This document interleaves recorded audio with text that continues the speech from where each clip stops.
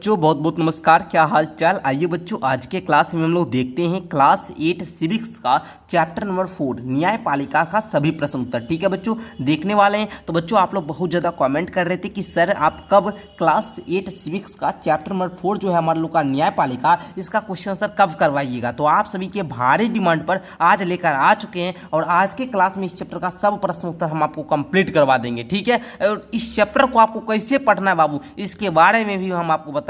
हम आपको class 8 civics का लाइन बाय लाइन आपको अच्छे तरीके से पढ़ाते हैं, इसका नोट्स देते हैं, सारा कुछ डिटेल में हम आपको बताएंगे। पूरा क्लास को अंत तक देखिएगा।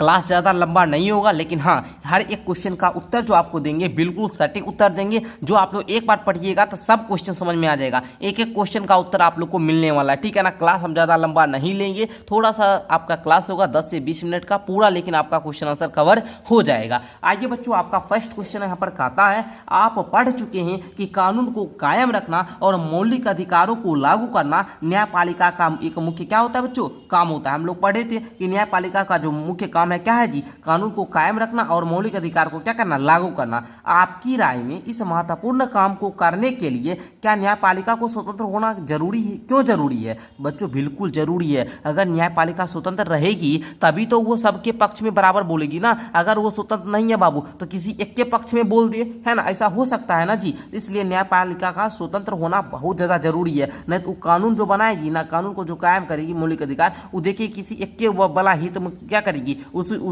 जो एक ही जाति के एक ही कैटेगरी के लोगों के हित में हो वैसा ही काम वो कर देगी। इसलिए न्यायपालिका को क्या होना, स्वतंत्र होना जरूरी है, ताकि वो सबको देखे और सबके लिए जो हित के लिए रहेगा, सभी जनता के लिए जो हित का काम रहेगा, उसी को वैसा ही कानून को वो क्या करे, लागू करेगी। इसलिए उसको स्वतंत्र होना जरूरी है।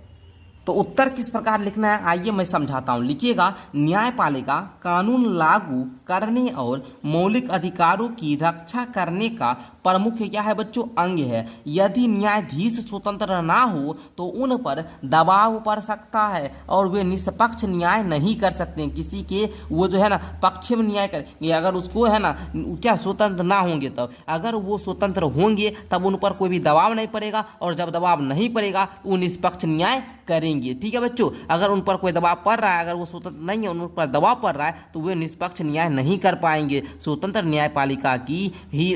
न्यायपालिका ही क्या होती है बच्चों, व्यक्तिगत स्वतंत्रता को सुरक्षित रखती है। समझिए आप लोग, बस इतना ही लिखना है। सटीक उत्तर देते हैं बाबू, हम जो भी उत्तर देते हैं सटीक उत्तर देते हैं। बस आप लोग थोड़ा सा बोलते हैं बार बार कि सर आप थोड़ा स्पीड ज़्यादा पढ़ाते हैं। बाबू देखिए, स्पीड हम नहीं पढ़ाते हैं, आप लोग को थोड़ा सा लगता होगा स्पीड, ठीक है ना, लेकिन स्पीड बिल्कुल भी नहीं है। क्योंकि बाबू आपका नॉर्मल सा, अगर हम धीरे धीरे बोलेंगे फिर आप लोग बोलते हैं सर क्लास लंबा हो गया, है ना, तो आप ही लोग दोनों बात बोलते हैं। तो सिंपल सा बाबू सटीक उत्तर है, आप लोग जल्दी से नोट करना चाहे तो नोट कर सकते हैं। आइए सेकंड क्वेश्चन को देखते हैं। कहता है, अध्याय 1 में मौलिक अधिकारों की सूची दी गई है, उसे फिर पढ़े। आइए बच्चों पहले हम लोग पढ़ते हैं जी।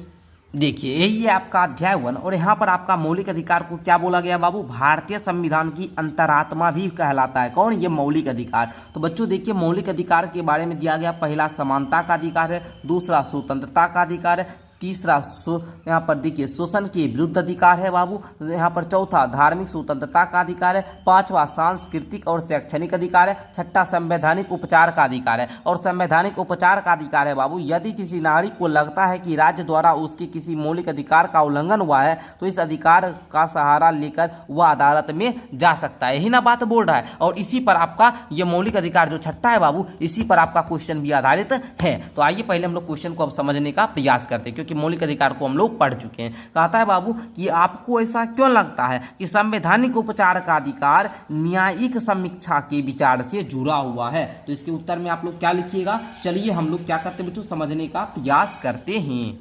तो देखिए बच्चों, उत्तर लिखिएगा, संवैधानिक उपचार का अधिकार न्यायिक समीक्षा से जुड़ा है, क्योंकि दोनों ही विचार इस बात से सहमत है कि संसद द्वारा पारित किया गया कोई कानून संविधान के आधारभूत ढांचे का उल्लंघन करता है तो वह कानून को रद्द कर सकती है। समझिए आप लोग। तो इस प्रकार आप लोग इस क्वेश्चन का भी उत्तर को अच्छे तरीका से आप लोग लिख लीजिएगा। ठीक है, तो आई होप कि क्वेश्चन नंबर 2 का भी उत्तर आपको अच्छे तरीका समझ में आ चुका होगा। आइए आगे बढ़ते हैं बच्चों। यदि आप लोग PDF वगैरह लेना चाहते हैं क्वेश्चन आंसर का, तो आप लोग को क्या करना है, नीचे डिस्क्रिप्शन बॉक्स में मेरा एप्लीकेशन का लिंक है, मेरा एप्लीकेशन का क्या है बाबू, लिंक दिया गया है। आप लोग उस एप्लीकेशन के लिंक पर क्लिक करके आप लोग प्ले स्टोर से सीधे अपने कोचिंग का ऐप को डाउनलोड कीजिए, वहां से जाकर क्लास 8 का आप लोग कोर्स लीजिए और वहां से आप लोग PDF डाउनलोड कर सकते हैं, ठीक है। और हमसे कुछ भी चीज़ पूछना है तो आप लोग हमें इंस्टाग्राम पर मैसेज कर सकते हैं, इंस्टाग्राम ID का लिंक नीचे डिस्क्रिप्शन बॉक्स में दिया गया है, ठीक है। चलिए आइए बच्चों, 3 नंबर क्वेश्चन कहता है नीचे तीनों स्तर के न्यायालय को दर्शाया गया है, प्रत्येक के सामने लिखिए कि उस न्यायालय में सुधा गोयल के मामले में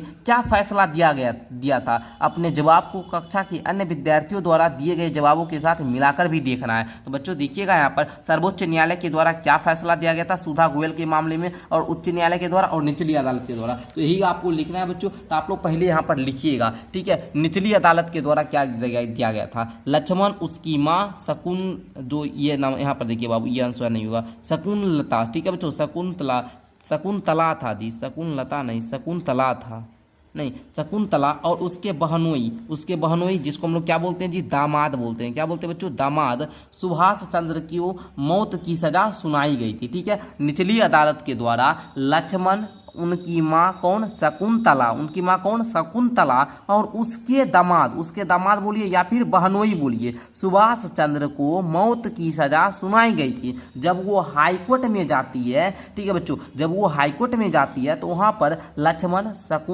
शकुंतला, सब में शकुंतला क्यों लिख दिया बच्चों, शकुंतला, क्या होगा बच्चों, शकुंतला और सुभाष चंद्र को बरी कर दिया जाता है। लेकिन जब वो सुप्रीम कोर्ट में जाती है, ठीक है, तो लक्ष्मण, शकुंतला, अच्छा शकुंतलती है जी, नहीं शकुंतला होगा, जो भी नाम है आप देख लीजिएगा, ठीक है, को आजीवन कारावास की सजा दी गई, जबकि पर्याप्त सबूतों के अभाव में सुभाष चंद्र को क्या कर दिया गया बच्चों, बरी कर दिया गया। इसका क्या मीटर था बाबू, ये हम समझाए हुए हैं, कहाँ पर, तो आपको बैच में समझाए हुए हैं। इसका मीटर क्या था बाबू, जो बरी कर दिया गया उसको, है ना, निचली अदालत उसको क्या कर दिया, मौत की सजा सुना दिया, हाई कोर्ट तीनों को बरी कर देता है, सुप्रीम कोर्ट क्या करता है बच्चों, ये सुभाष चंद्र को बरी कर देता है, और लक्ष्मण शकुंतला को आजीवन क्या करता है, कारावास का सजा दे देता है। पूरा हम मैटर आपको समझाए हुए कहाँ पर बच्चों, पेड कोर्स में। तो जुड़ने के लिए क्या करेंगे, मेरा एप्लीकेशन डाउनलोड करेंगे, वहाँ से क्लास 8 का टॉपर बैच लेंगे, टॉपर बैच में आप लोग जुड़कर एडमिशन करवाकर आप लोग अच्छे तरीके से पढ़ सकते हैं, ठीक है। चलिए, या फिर क्लास 8 का व्हाट्सएप ग्रुप का लिंक है नीचे, आप लोग क्या कीजिए, वहाँ से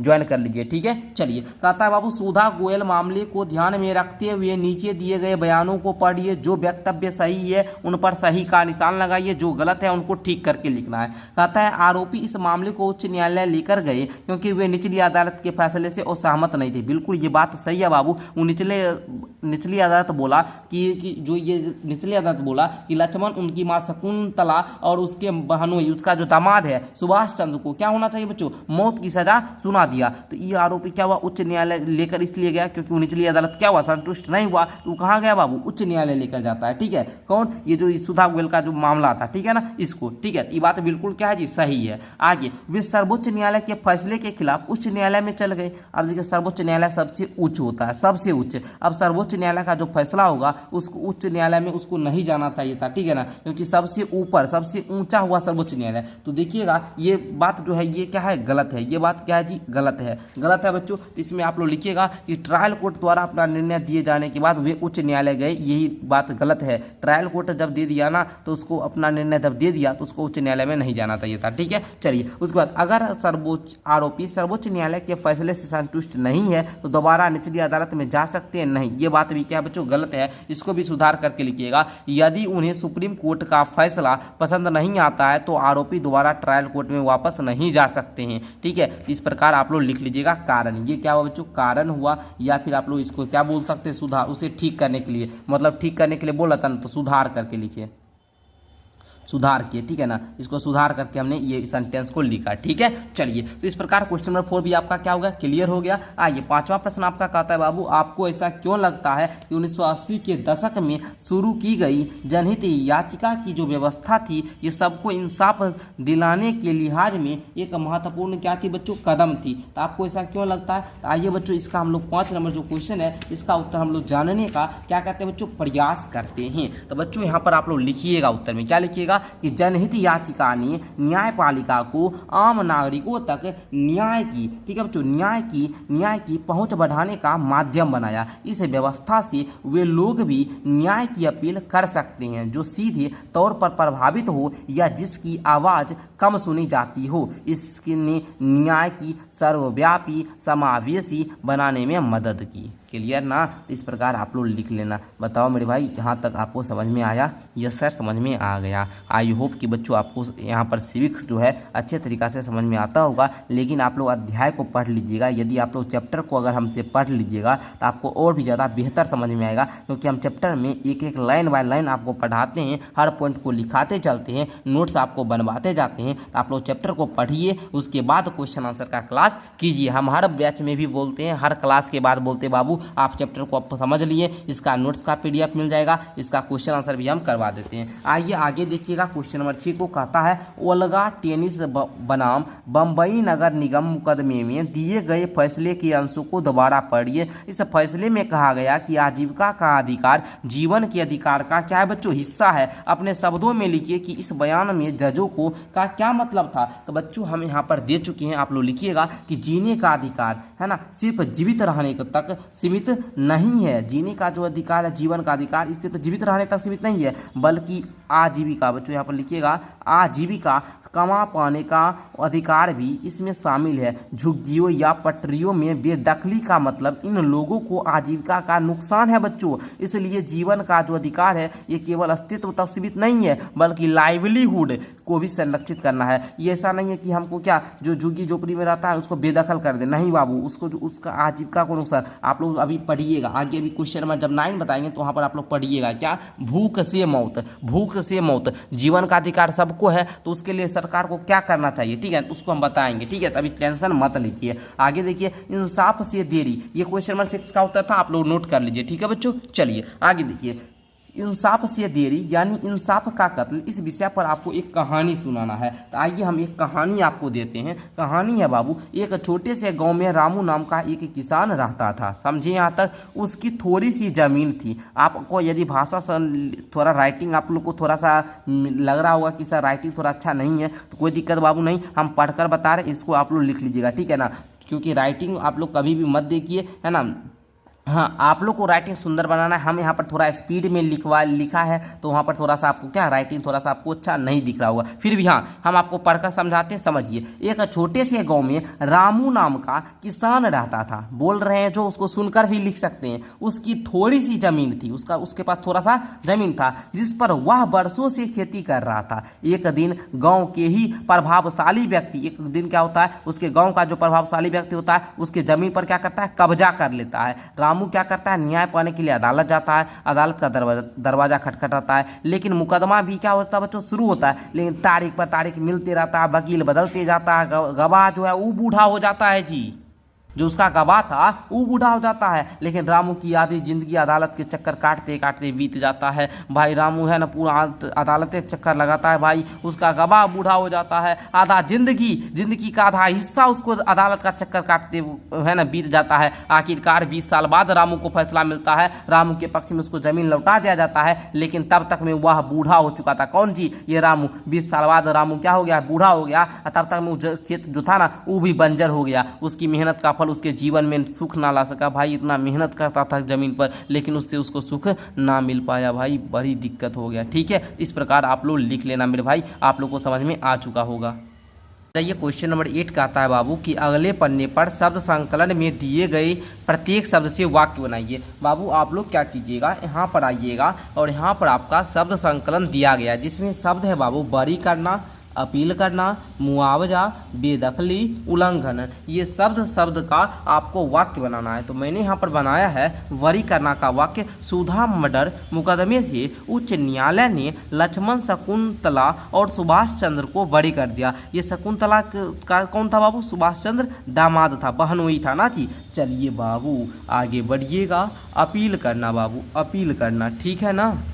चलिए, अपील करना बाबू, सरकार ने जनता से सैनिकों के लिए रक्तदान करने की क्या की, अपील की। फिर मुआवजा का क्या बनाया, सड़क दुर्घटना में जो भी घायल हुए परिवार को सरकार ने तत्काल मुआवजा प्रदान किया। आगे बेदखली का बनाया कि किराया ना देने के कारण मालिक ने किराएदार को बेदखल कर दिया, रूम से कहा चल जाओ, तो किराया नहीं देगा तो हम तुमको कहे ले रखेंगे, ठीक है। आगे उल्लंघन का, हमें नियम का उल्लंघन नहीं करना चाहिए, बस इस प्रकार आपको बना लेना है, ठीक है बच्चों। क्लियर ना? तो बच्चों क्वेश्चन नंबर 8 भी आपका क्या होता है बच्चों, कंप्लीट होता है। आ जाइए क्वेश्चन नंबर 9 की ओर, ठीक है। क्वेश्चन नंबर 9 आपका कहता है बाबू, यह पोस्टर भोजन अधिकार अभियान द्वारा बनाया जाता है। यह बाबू भूख से मौत, ठीक है ना, भूख से मौत का ये आपका दिया गया।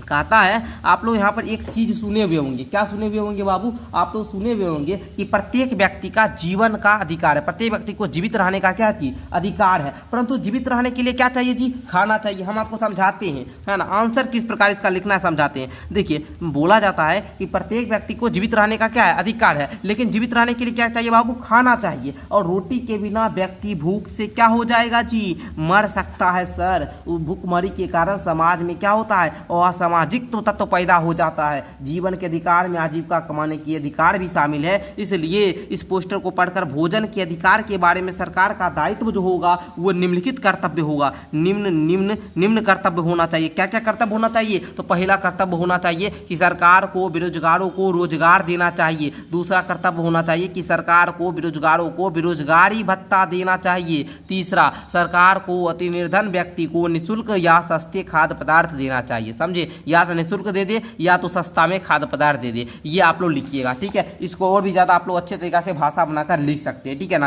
तो हम आपको एक एक क्वेश्चन, 9 नंबर तक क्वेश्चन था बाबू, 9 नंबर एक एक क्वेश्चन तक हम आपको सबका उत्तर बताए, और इसका पीडीएफ आपको मिल जाएगा। पीडीएफ लेने के लिए क्या कीजिएगा, आप लोग 7488600620 पर, यदि आप ऑनली पीडीएफ लेना चाहते हैं तो बच्चों ऑनली 299 रुपया लगेगा। यदि आप लोग सब कुछ मतलब कोर्स भी लेना चाहते हैं, क्लास 8 के स्टूडेंट है बच्चों, क्लास 8 के स्टूडेंट हैं, तो आपको 499 रुपया लगेगा, और इसमें 1 साल पढ़ाया भी जाएगा, ठीक है ना, सब चैप्टर भी पढ़ाया जाएगा, ठीक है। ये क्लास 8 वाले बच्चों के लिए। अगर ओनली क्वेश्चन आंसर का सबका पीडीएफ लेना चाहते हैं तो आप 299 रुपया में ले सकते हैं, ठीक है बच्चों। आई होप कि आज का क्लास आपको बहुत ज़्यादा अच्छा लगा होगा। उसमें हम आपको हैंड रिटन हाथ से पूरा अच्छे तरीके से आंसर लिखकर वो पीडीएफ देंगे, ठीक है। तो आप लोग जरूर लीजिएगा बच्चों, ठीक है। इस प्रकार आज के क्लास में आप लोगों ने चैप्टर नंबर 4 जो था बाबू न्यायपालिका, इसको अच्छे तरीके से कंप्लीट कर लिया। अगर इसमें कुछ दिक्कत है, कुछ डाउट होगा, नीचे कमेंट कीजिएगा, मैं आपके कमेंट में आपके प्रश्नों का जवाब देने का प्रयास करूंगा। हम हर बच्चे के कमेंट को पढ़ते हैं, उसके बाद हम आपके कमेंट को पढ़कर अगले क्लास में हम आपके नाम भी लेंगे। अगर जो बच्चे अच्छे तरीके से कमेंट करेंगे, अगर उनका कमेंट अच्छा होगा, है ना, तो हम अगले क्लास में उनका नाम के साथ उनके कमेंट को भी रखेंगे, ठीक है बच्चों। चलिए मिलते हैं अगले क्लास के साथ, तब तक के लिए बहुत बहुत धन्यवाद।